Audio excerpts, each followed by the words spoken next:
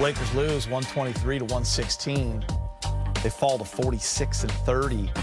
Warriors to 45 and 31, just clinging to a one-game lead with 6 to go. Remember, the Lakers have the tiebreaker.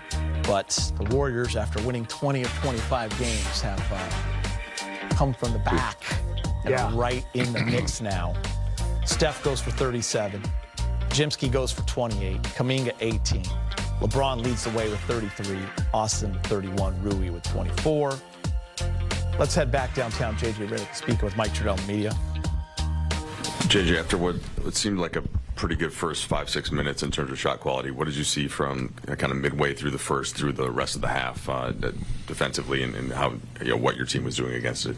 I thought our first shot defense was great throughout the first half. They had 7 offensive rebounds for 12 points in the second quarter.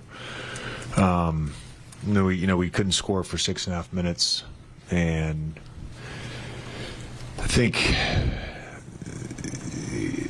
not surprised that they switched everything. We expected that. We scored 69 points in the second half against the same defense. I think we just got a little stagnant and didn't want to move. You got to move. You got to play with force. You got to get to the next thing. Sometimes, and you'll have to ask the guys this, I think sometimes, the expenditure of energy on one end, and you don't have it for the other end. I thought our guys were playing hard on defense in the first half, and then just the second opportunities, and that continued. During our comeback, there were a number of possessions where got to stop, but they ended up getting an offensive rebound and end up scoring on it, or there's a loose ball, they get the loose ball.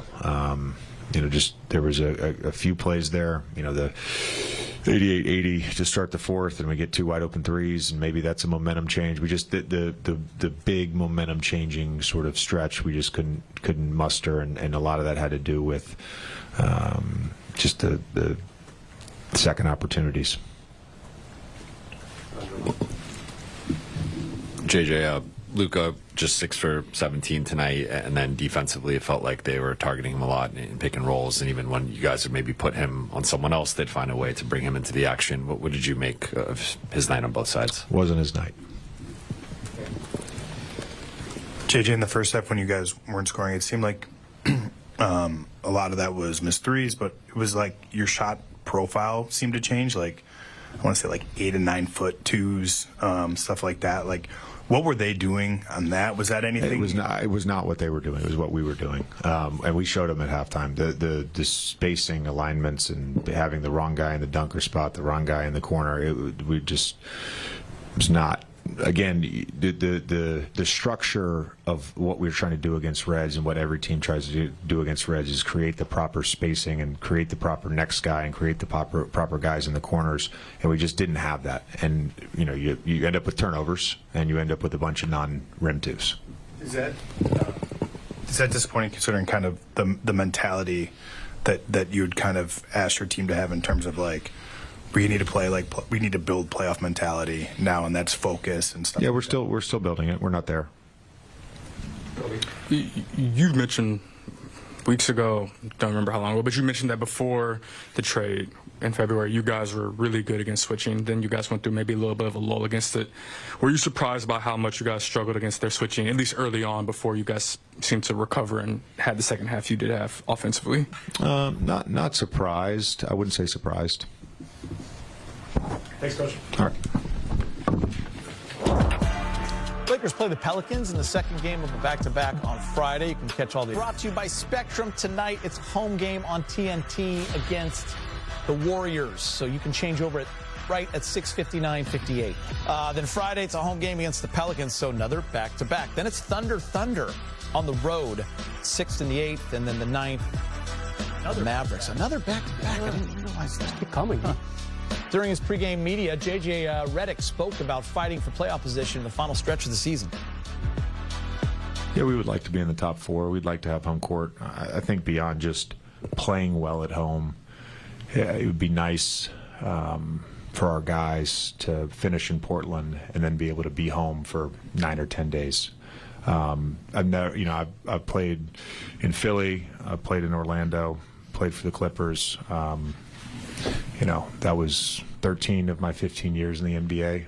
Every year we had, 2 East Coast trips or 2 West Coast trips. We've had 5. We had 3 in the month of March. So I think just the travel and just being home, that to me is super important. And then we play well at home. So it'd be nice to get home court. Brez, the Wild Wild West, changing nightly. Man, a lot of back-to-backs for the Lakers, I feel like, in the last month. So many. Just keep coming. You got the Clippers, T-Wolves, and Memphis. Like, they're all tied with the exact same record in that 6, 7, 8 spot.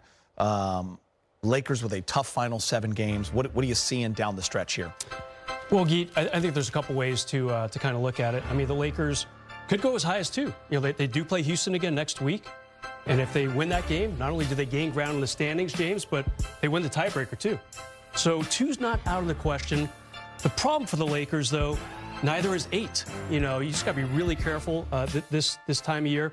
Do I think they're going to drop to 8? Absolutely not. But these things are all mathematically alive. I mean, that's how fluid really 3 through 8 is right now, separated by 2.5 games.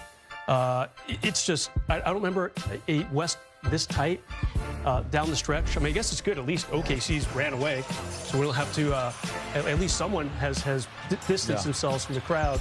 But, James, it is way up for grabs right now. It's fun. Yeah, it's fun time of year. Yeah, I've never seen, like, it's so close this time of the year at the end of the season where you could go from 3 to 7 or 8. Yeah. I mean, that would be a catastrophe if something like that happens. So it makes these last games, which Lakers have a really one of the most difficult schedules, it almost puts you in playoff mode. Not there yet, but it almost puts you the importance of the games, and you don't want to, drop. So yeah, it's critical that they finish strong and try to stay at a place where they're going to have at least home court advantage the first round.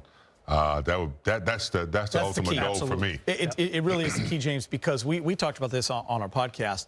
Like, is there a matchup you would like to avoid, or is there a matchup that you would like to have? And really, if you look at every single team, there's not one team where you're comfortable going in. It's going to be a battle no matter what. I guess if you could choose an opponent, you think Memphis, who's sliding. Sure. It's a good matchup. Rookie coach who's had, 9 games going into the playoffs. Right. So maybe them, but, is there one you would avoid if you could? Well, yeah, I do agree with you. Memphis is a team you want to play. They've lost 7 of 8.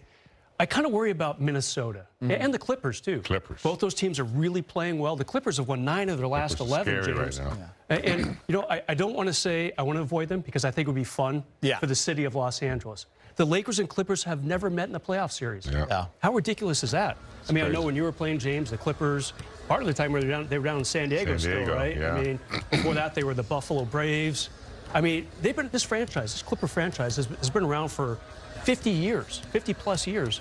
And how they never met the Lakers it's crazy. in any playoff series. And, of course, the Clippers were good 10 years ago, but the Lakers weren't 10 years ago. I was watching you guys' podcast, and you guys were talking about how it's been since 2012. Yes, since we hosted. We've never had home court since you and I worked together. No, in 2020, but it was the bubble. Yeah. That was our year where we would have had the 1 seed all the way through. Didn't feel like that was a... No. 13 years, James. That's crazy. Since the Lakers hosted a playoff series. The last time was the Denver series in 2012. Yep. Because then they were the 3 and they went to the 2, which was OKC, and they lost. And you were naming some of the players on that team. Yeah. We did Kenneth Fareed, Danilo Gallinari, Ty Point guard from Carolina, There you go.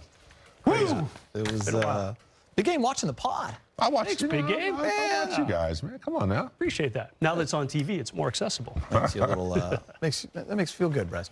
All right, Lakers and Warriors are about 30 minutes away from tip-off over on TNT.